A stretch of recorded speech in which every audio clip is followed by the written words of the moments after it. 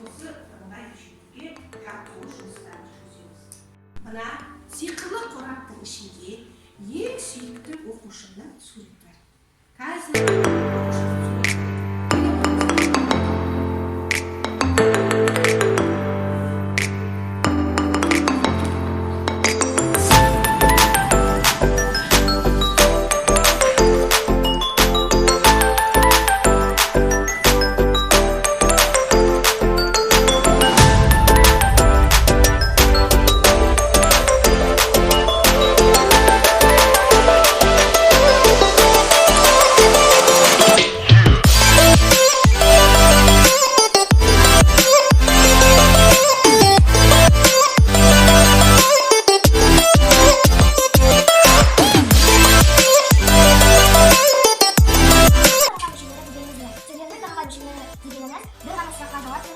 жауап беретін тұлғаларды бірыңғай мүше дейміз.